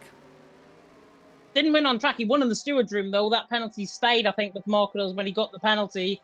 And Ryan took that race win. We should be getting going very soon indeed. Looks like Zolzol's came back into the pit lane, gone on for a fresh set of medium compound tyres. So he's now down at the back end of the field. They're down in 16th. But Ryan there leads the way. Jeroen there in second. Matteo there in third. Who is going to win this race? Let us know in the comment section. Harley has put in a very...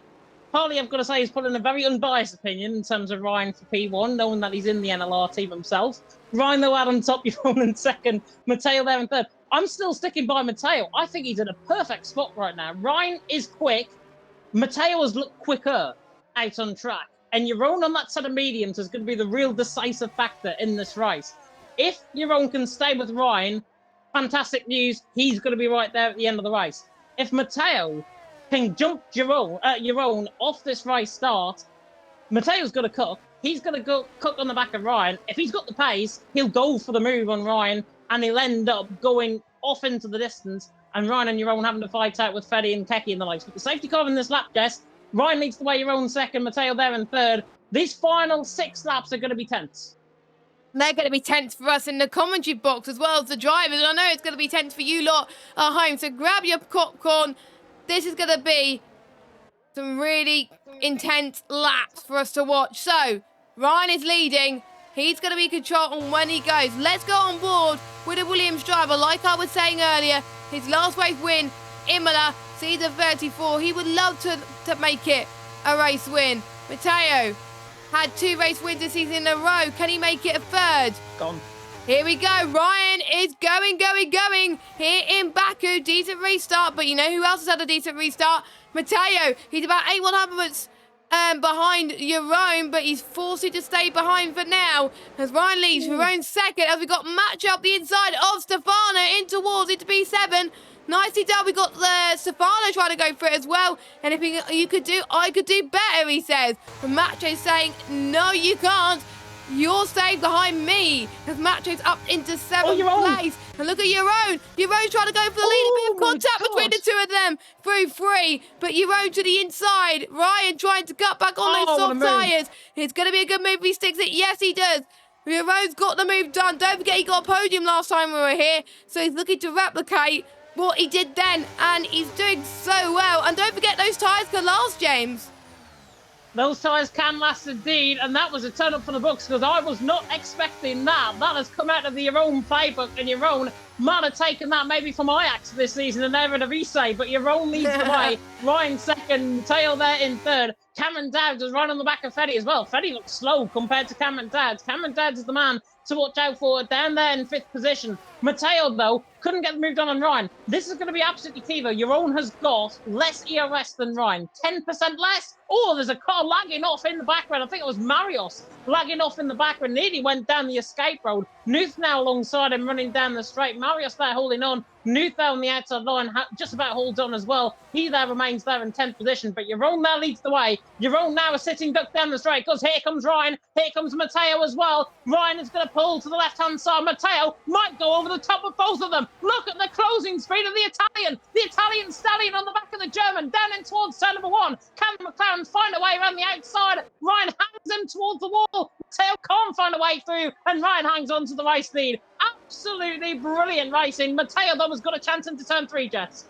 Matteo does have a run in towards turn 3. Joe's not activated yet. Gustav gets past Marios in towards P10, but Matteo wants to get that race lead from Ryan. It's not affecting him in terms of the championship if he stays like this, because he will extend the gap anyway. But we've got big contact. Marios is off, Olakonga's off, and we got another safety car. And that was Olakonga and Marios. I think that was it. Yeah. I think it was those 2. And Marios has got no front wing. Yeah, Marius has got no front wing. I saw that in the background. It was very hectic coming through the mid part of the lap. Nuth got the move done, I think, on Gustav down in towards turn number 3. And then Marios and Volokongan, they've simply just got caught in each other coming out of turn number 3. One of them's got caught, I think, on the inside wall. They've lent in right. I think it was Marios on the inside line and Volokongan. Volokongan got spun round. Marios in the wall, front wing damage on the car. Nothing really you can do about it. That one will definitely go to the stewards. But from my camera angle anyways, they just got caught in each other. That's how I saw it anyways. It was a really bad camera angle, but that's how I saw it. Ryan out on top there, Matteo in second. Jeroen there in third. Lap 22 out of 26, Jess. Safety car is going to be out for 2 more laps. Everyone, I think, will be staying out there. This now takes this race into a whole new dimension, and it's all going to be based on who has got the pace, who has got the ERS down the straight, because Dirk has just pointed out there's no more safety cars and no more DRS for the remainder of this race. As it looks like drivers were thinking about coming in the pit lane, which would have been quite foolish. They don't have softs left. They don't have fresh softs left, so I would be thinking, what's the point? But Flotman's in. Flotman's in, Brando also, but there's people in the back. Why not? Because they'll be using their qualifying tyres, which will probably be newer than what Ryan's, Mateo's, and Jeroen, but they're going to lose out on so much track position. I don't think there's going to be... yeah, soft tyres for a lot of the drivers. I think all of them. There's going to be, I'm just trying to think, will they catch up in time for the safety car to come in this lap? Because if it does not, easy. There'll be no DRS. But if they will, and the safety car does come in this lap, there will be DRS on the final lap, James. There will be, and safety car, we're under the first lap under the safety car. It's a maximum of 2 laps, I think, or minimum of 2 laps that the safety car can So stop. there'll be no DRS. No, So no DRS on lap 25 and 26 of the race, which means it's good old-fashioned Formula 1 racing around here. It's going to be aggressive. It's going to be hectic. I'm just going to prepare you that for lap back right now, because it is. These guys are top-tier drivers. They've got nothing to lose, but perhaps a lot to gain. It's like one of the insurance adverts on TV right now. But Ryan out on top, Matteo in second, Jeroen there in third. My big fear for these guys out on track is set of soft compound tyres. Flopman, Zolza, Volokong, Brandox, and Marios. They're going to be cutting their way through the field if they've got a good run after the safety car restart. Nuth and Gustav are first up on their hit list. Baki as well, going to be on their hit list. Flopman there in 12. He is one to make moves, but knowing in this situation, Flopman can get aggressive, and that is what I think is going to be his downfall ultimately in trying to get points in this race. But Ryan there leading the way, Matteo second, Jeroen there in third, safety car coming in next lap around, which means we are going to get 2 laps worth of racing. How beginning to build over the circuit as well. God, I hope that we're not going to get rain towards the end. I hope not, but it wasn't forecast for any rain unless Ryan had something to do with it, potentially. But, you know, anything can happen in Baku. But safety car's still in, so no DRS for the rest of this race. Old-fashioned racing, bring it on. We said it this many times. Who do you think is going to get the race victory? Who do you think? Put your thoughts in the comment section below. If you're watching this back, or if you're on Twitch, or if you're on YouTube watching this live, put it in the live chat. We want to see it. Go on. If you haven't told us already, who do you think? I know James is going to stick by Matteo. I don't know about this one. I'm just going to let the gods speak, because every time I predict someone in this race, they bin it. So I'm not going to say anything. But Benzo is saying Matteo easy, so he agrees with you, James. And we've got Ryan as well. So I think it's between Matteo and Ryan. But could it be anyone outside of that? I don't think so, because it's going to be hard for people to get past. Cameron Dowd. I'm going to stick by Matteo for the race win, because I think he's in a really good position right now. But Cameron Dowd, he can get through on Freddie. Jeroen has a pool restart. Freddie and him are side by side in towards turn number 1. Cameron Dowd might switch back on both of them coming out of turn number 2. He will be right there on the final lap of the race. And given his ERS usage in this race, he will be right there on that final straight if he gets the job done on the Aston Martins ahead.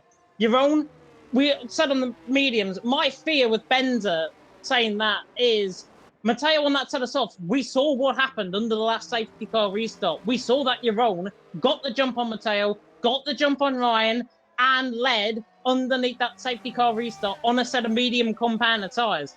The softs are fresher than the mediums, only by about 3 or 4%. So that is not much difference out on track compared to other tracks on the game.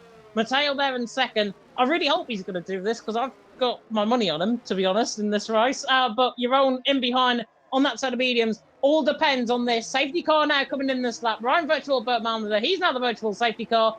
Buckle up, fasten your seatbelts. We're in for one wild and wacky ride. Yep, this is round number 8 of the PSGL PSF1 Championship. It is Ryan that leads, and he's going to be leading the final safety car restart. Matteo is right in front of them. No DRS, just good old slipstreaming and a good old toe. You do not want to be leading at this point. You want to be the one that gets the toe and the slipstream. So watch out for Matteo, Jeroen, Fede, Cameron Dowds, the ones behind Ryan at this point. But we'll have to wait and see. Ryan has got to think about it. He's going full throttle, it looks like. Yeah, he is going full throttle. But Matteo and Jeroen have caught that. And we've got someone going side by side with Jeroen. It might be Cameron. Yes, it is Cameron heading towards turn number 1. Can he do it? A bit of contact being made once again. And Cameron Dowd is up into 4th spot. Fede dropped down to 5th. Cameron Dowd's next target is Jeroen in third place on those medium tyres. We got a bit of contact in the background through turn number 2.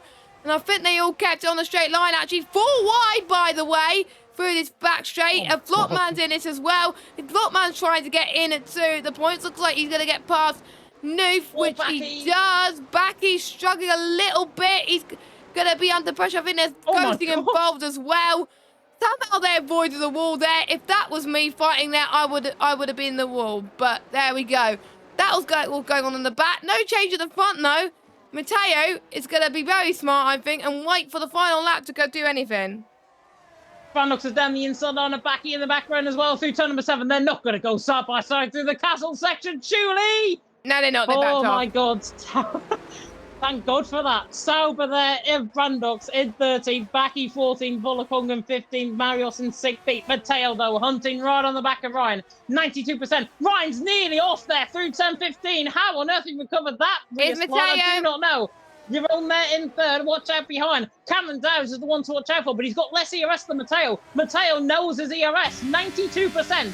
Ryan on 81. Jeroen on 70. Cameron Dowes on 55. And Cameron Dowes is obliterating his ERS battery. Now pulls to the left-hand side on the back of Jeroen. Ryan and Matteo make contact. And now Cameron Dowes shot at the cannon to the inside line in towards turn number 1. 3 wide as we go down the straight. Cameron Dowes trying to get the move, can't get the move. Ryan there goes up, blocks the rear, breaks in towards turn number 1. Jeroen right in the fight as well. This is going to be mad on the final lap. Ryan leads the way, but he's got a whole host of pursuers in behind. Matteo and Cameron Dowes are going to be right there or thereabouts. Matteo has to try and hold on that battery, has to try and hold that everyone else around him has got less battery. He goes for the inside line. He goes for the race lead, and he gets the job done. Matteo, that's a champion's move to the inside line at turn number 3. Job done. Ryan now going to hold up Cameron Dowes like an absolute treat. Matteo could be gone here. Matteo up the road by 0.6 of a second. Ryan in second. Cameron Dowes fighting aggressively, coming through the chicane. At turns 5 and 6, they go clear to the curb. Jeroen, Fetty, Keki involved in this battle as well. There's more contact further down the field. Stefano, Flopman, goodness me, coming into the castle section. Matteo leads the way. He's off up the road. Cameron Dowes in second. Ryan there in third. Final half a lap, and Matteo leads, and he's on for the race win. Matteo, what great moves he has done, and he's already pulled the gap. As soon as he did what he needs to do, he never looked back as he heads towards turn 15. But look at the squabble that's happening behind. We got Ryan that's trying to fight Cameron Dowes. We got Jeroen that's trying to fight Ryan. And Fede's in this as well. Fede's on for his best result of the season. And Jeroen could be in a good position because his tyres are lasting. His tyres are lasting, and the ERS deployment is lost for everybody. But Matteo, don't celebrate too early, mate, because you've got drivers in front, behind you, catching up. Look at Jeroen. Look at Jeroen going side by side, but Matteo's won. Matteo's won. But who's got second by 8,000? Ryan has got second. Jeroen third. Cameron Dowes is fourth. But oh my God, the one McLaren has just flipped there. That was crazy in PSF1. Well done, Baku. I had to say that, I'm sorry. But you have delivered, and it is Matteo, your championship leader, that wins and extends his championship lead going in to Zandvoort next week. Wow. Thank you very much, is all I'm going to say. Prediction right once again. I'm feeling very smug about myself, but it is Matteo who does take the race win. People saying in the chat, he got lucky. He made a brilliant move to the inside line at turn number 3. He did not get lucky in the slightest. It takes guts, it takes determination to go for an inside move like that, where it's in such a stressful situation with cars piling him in behind. Matteo had to keep his cool. He kept his cool head more than anyone else around him, and he did. Fantastic job. As I said, it was a champion's move. He could be champion-elect. He pulls out points on Cameron Dowes. He pulls out points on the likes of Volakongan in behind him as well. Fantastic race there. Matteo takes the race win. Jeroen would have got second if he didn't make contact with the front left wheel of Ryan. That's why it's 8,000th of a second to the line. Jeroen would have had that. Ryan gave him literally no room at all, but he finishes third from 17th on the grid. Third position is his favourite around this track. Ryan there splitting the pair of Matteo and Jeroen. Ryan there in second. Cameron Dowes fastest lap the race in fourth. He does get that fastest lap point as well. Keki there in fifth, with Freddie in sixth. Zozo in seventh. Macho in eighth. Gustav in ninth. And then Flopman, unlucky, I've got to say, in the top 10. Brannox in 11th. Stefano 12th. New 13th. Volakongan 14th, Marios 15th, Baki 16th, 6.8 seconds covering 16 drivers. Absolute madness. It is madness, and that's why we love PSF1. And I was so glad that I did not miss this one. I'm so glad that the gods of my internet decided to work tonight, because I would have been gutted to have missed this. So crazy on these final few laps, and for the majority of it, all the drivers kept it quite clean as well. And Matteo just knew what to do. He avoided the carnage. He was just like, dig a Hulkenberg, see you later. And he just did it. Incredible. Hopefully we will hear from the drivers later on as well. But I think Matteo has got to be driver of the day. He delivered when the pressure counted. He did. I think you're wrong, to be fair, though. 17th on the grid up to 3rd. Absolute brilliant drive from him. As I say, he would have got 2nd if he didn't make contact with Ryan's front wheel. It's as simple as that. There might be a steward's investigation about it, but I'm not sure about that. Zolzo mentioned as well in Discord, he had a 6-stop race. A 6-stop in 26 laps. Let's just put that into perspective for 1 second. 6 stops in 26 laps. Wow. Madness.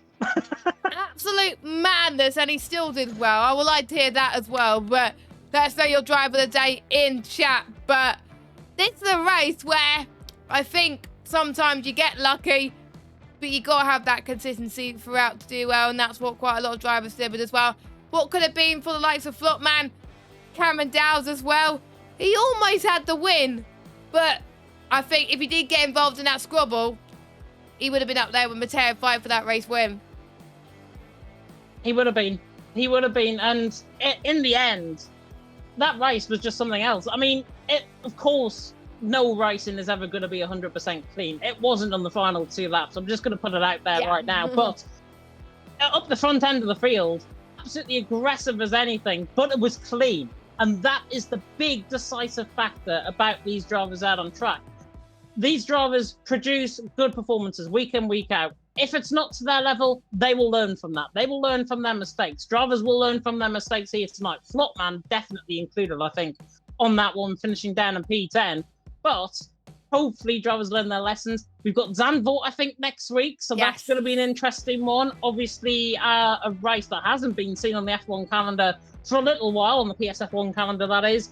But that is going to be next week, and we are going to be back with you, of course, next week as well at 8 p.m. UK time, 7 p.m. of course, for all of the tiers on PlayStation. We have got Jeroen and Matteo, and hopefully Ryan going to be joining very soon. The top 3 are pretty much there in the waiting room. I'll let you go and do it, James, because I've got the interview screen up. So over to you. Fantastic stuff. Right, I'm going to move Matteo in first, because I know for fine fact. Oh, he's on PS. He's on PS. So we need to go to the waiting room. We do. Shall we just do the waiting room? Go there? Should we see? Should we, Might as well. Yeah, they're probably going to end up speaking for. We actually know Jeroen's on mute, so we may as well go in there. So we may as well. Right, so we're going to go in the waiting room and speak to the drivers right now. I'll let you do it first, James, so you could speak to them. There we go. So I'll let you, James, speak to our race winner. Oh my word, what that's sort of the hook it into my veins sort of race there for Matteo, I think. Matteo, P1, out on track.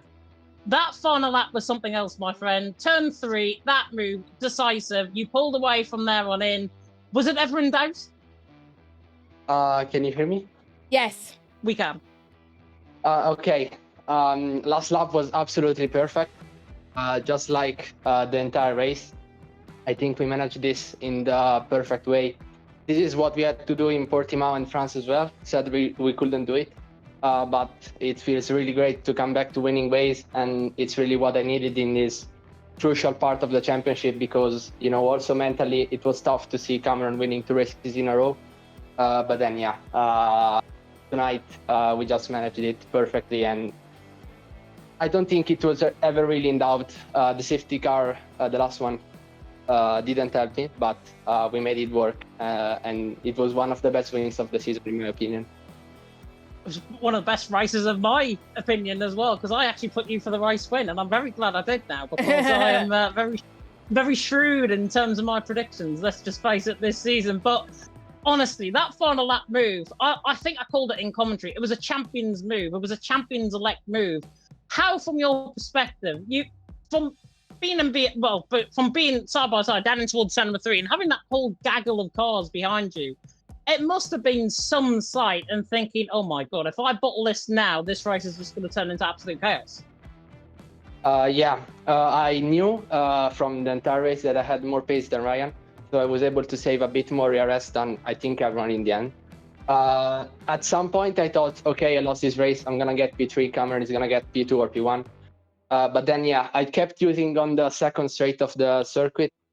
I overtook Cameron and went for the inside on Ryan. I knew I had to go for it if I wanted to have the best shot at the win, because as I said, I think I was faster than Ryan through the middle sector. And I think I would have made it even if they didn't fight. But the fight between the guys behind made it even better. And a win by 2.3 seconds was just beautiful, because it allowed me to go through the castle on the final lap with all the calmness I needed.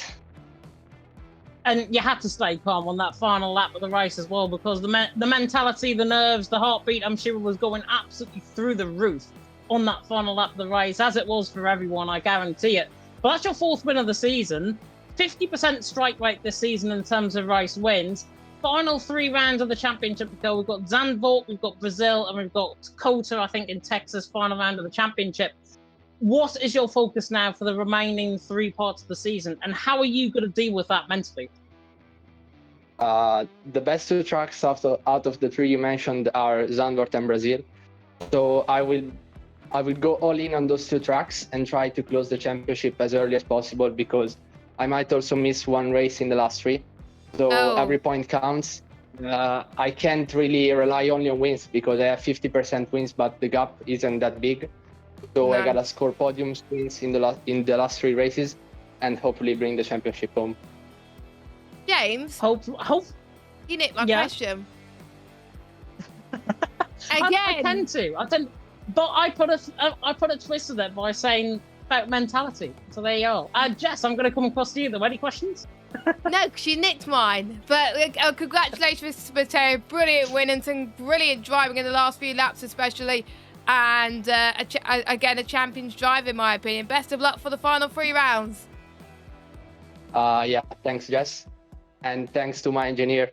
Spot on as always, fully. You want to shout out to your engineer? Yeah, obviously. Even tonight he was. No, the name. Oh, fully. Oh, fully. Oh, yeah. Okay, cool. Sorry, I misunderstood that, but yeah. That's my questions. Should we move on to the next person? We can do indeed. Congratulations, Mateo. Go and enjoy your evening. Thanks. Have a nice evening. Very welcome indeed. And we can now speak to the luckiest man to finish P2, I think, ever in Azerbaijan and Baku. It is NLR Ryan. And Ryan, you made cheeky contact with your own running down the straight. 8,000 of a second separating you. What happened? Yeah. I mean, in the end, we were 3 white. I believe, I don't even know anymore. And I had Cameron on my right, and he touched me in the right-hander onto the straight. So I was too scared to actually go even further to the right, and I saw on my mirror that Jerome is already on the pit entry line to make a move. And, there is the wall that gets closer and closer to the track. So I try to give both some space, but obviously when I'm the salad in a sandwich, I can't really do anything. And to be fair to your own, there was a gap to the inside line there as well. So he thought, I may as well go for it. You never know where it might end up. He would have got second, though, if it wasn't for that slight touch. It was only the slightest of touch, but I noticed it from my perspective on commentary, which I thought was hilarious. But you're all missing out by 8,000 per second. But P2 for you out on the track. Given what Mateo said about him being quicker than you, was that the case during the race? Was Mateo just that little bit quicker, and obviously how it transpired on the final lap of the race as well? I think Mateo said that he was quicker in the middle sector, which is true. Yeah, that's definitely true. I was focusing on some good top speed, but what was not true is that he had more ERS. Before the 2 safety cars, I had more ERS 2 times, and yeah, the safety cars, I was not too happy with them. Before the second one, I believe, I had 4 seconds to Cameron, which was, in my opinion, the nearest rival, and it would have been a 1-2 against Matteo. And of course, the last safety car, I thought it would give me some breathing space, but then I heard that I had 20% more ERS than Matteo. And yeah, not a nice feeling. Definitely not. And I think I mentioned that in commentary, so you can pretty much do me for that one. I think in terms of mentioning that on commentary. But congratulations on the P2. Jess, I'm going to hand it over to you. Any questions? Yes, of course, we've got the final few rounds of the season. Congratulations on P2, by the way. What is your focus going into the last 3 rounds? Because we've got Zambor, I can't remember what the penultimate round is, and Texas. Brazil. There we go. So what are your thoughts going into the final few rounds, and what's your take on it? Sandboard is a random track for me. I have no idea how my pace is there. I had, I think, 1 race this game on this track, and I finished last. But I'm looking forward to Brazil. This is probably my strongest track. And yeah, Kota. I may miss the last race due to illness. You never miss a race. That is very odd of you. Yeah. But yeah, that is interesting. Thank you, Ryan. We'll let you go and enjoy your evening. A brilliant P2. Thank you. And I think we can now speak to the man who finished in P3. It is F7O, your own, and your own. Same question as Ryan, first and foremost. Would you have got second coming to the line without that contact? It was very cheeky. Let's say it's very cheeky tap from Ryan, because I just watched it back. I dropped like 10 kph, and I would have definitely gotten him. So yeah, I'll hope to try and sort that maybe with the stewards. But yeah, at least I think it's going to be P2, but P3 is also good. Just happy to be on the podium. Yeah, on the podium once again. You were on the podium, I think, in season 33, if I'm not mistaken, as well. So congratulations on sticking that in. That race was absolutely hectic as anything. You're on that set of medium compound tires. What I want to ask you, though, first safety car, when that came out, you're on that set of mediums. Matteo and, forgive me, I think it was Ryan on a set of soft compound tires. Did both of them, were you expecting to do them on that set of mediums off that safety car restart? What safety cars do you mean? There were loads. James, you have to point out which one. It might have been. It was about a midpoint in the race where you were leading ahead of Matteo and that Ryan. Oh yeah. What I was doing there? Yeah. No, so I was just extending the stint. I think the others boxed way too early, and my race pace was very good, so we would have probably catched up on the new tires. And when I boxed literally like a couple corners after safety car came out, but I had a new set of medium, or only 1 lap older than them on the new soft. So why not continue? And I knew the pace was good, so as you saw, I could make the move on Ryan and even get like a 5-6 tenth gap. So I think worked out pretty well. Yeah, it worked out pretty well. And then that final safety car happened. And then, albeit all of that hell broke loose on the final lap of the race, were you expecting to be up there on the final lap of the race on that set of medium compound tyre, obviously fighting with everyone else around you? Was that P3 expected, considering how you bottled it in qualifying through turn 15? 17th up to 3rd's not too bad. Yeah, no, the quality we don't speak about. Hasn't been my strongest this season, but I was on for 0.7, and I clipped inside curb, put it in the wall. So don't not gonna think about it anymore. But on the last lap, I let Cameron by, tried to make him use as much as possible. Then he started fighting, and I was on like 70 or 80% ERS. Cameron was flashing in the middle sector. And I think Ryan was low as well, so I just stuck in the slipstream, and top speed was very good. So I dropped after the quali. I was like, my engineer said that we dropped the wings by like 5 clicks on both. So I was on like very low wings. And I think it helped in the last straight. So It definitely did help on that final straight, apart from that slight bit of contact that there was, and you got robbed of that second position. But yeah, I'm just cheeky. very cheeky, very cheeky. The Analar man might get a penalty potentially coming his way from that one. Jess, though, I'm going to come across to you. Any questions? Yes, I do. Yvonne, you seem to love Baku. Congratulations on your P3. Final 3 rounds, we got Zambop, Brazil, and Texas. What are your thoughts going into the final round, and what is your expectation for the championship going forward? I don't really think about the championship too far. I'm just waiting for the next game to come here. But Fair enough. yeah, Zandvoort I'm really bad. Brazil I'm really good. And the other track quota I don't even know. It's like the first time I'm gonna drive at this game. So or the second time I don't even know. I'm trying to remember if I've ever done a quota race on this game. I don't think I have. Very much. Yeah, but we will let you go and enjoy your evening. Congratulations on your podium. Yeah, you guys enjoy the evening. Yes, indeed. And we are gonna wrap it up there. Should we go into comms box 1, James? Yeah, let's hop back in. Let's jump back to comms box run and wrap up what has been a really great race around Baku. You delivered. I would like another race around Baku, please. Maybe not next season, but the season after. Can I just petition Conor McDonough to replace the final 3 rounds with Baku by any chance? I never thought I'd say that at the start of tonight, but can we have more Baku? It's good, but I think the drivers will probably get too tired of us and probably want to curse us like no tomorrow, James. So you got to be careful what you wish for. Honestly, if I was in charge of PSGL, I'd be putting Baku final 3 rounds of the championship, and I'll be ended up getting the sack at the end of the season if I did that. But anyways, but Baku absolutely delivered, I think, in terms of the racing. In terms of that move in towards turn number 3, Matteo, I treat that like a champion's move. That was absolutely phenomenal from his perspective.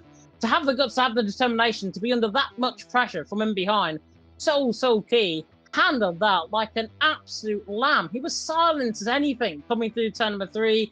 When silence, it's deadly means silence, and that is Matteo quite literally summed up in a few words. And in the end, he extends his championship lead over Cameron Dowd. Zandvoort next week, Jess. It's a whole different beast of a track. It's going to be quick. It's going to be fast. There could be even a little bit of rain out there. What do the drivers have to look forward to? Well, it is a high downforce circuit, so they're going to be prioritising downforce over straight line speed. And there's high chance of rain, so anything can happen. We haven't raced here many times in PSGL.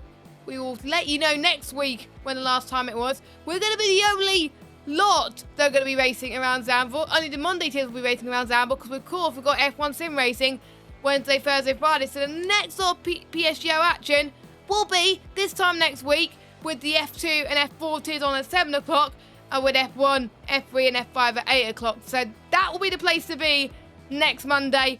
Final plug for our sponsors, GT Omega. 5% off all GT Omega products by using the code PSGL at checkout, or click the link in the description for more information. And also to our partner Sim Racing Centre, you can get setups, strategies and coaching sessions for just 10% off by using the code PSGL at checkout, including pre-ordering some F124 setups. What's more to like with F124 coming out? So for myself and James, have a good evening. Make sure you like and subscribe if you're new on YouTube. Hit that bell as well. Follow us on Twitch if you haven't already, and also Twitter and Instagram at PremierSimGL. Have a good evening, everybody. See you next week for the Dutch Grand Prix. We'll leave you for the final time with our title sponsor and SRC. Have a good evening. See you soon. Bye-bye.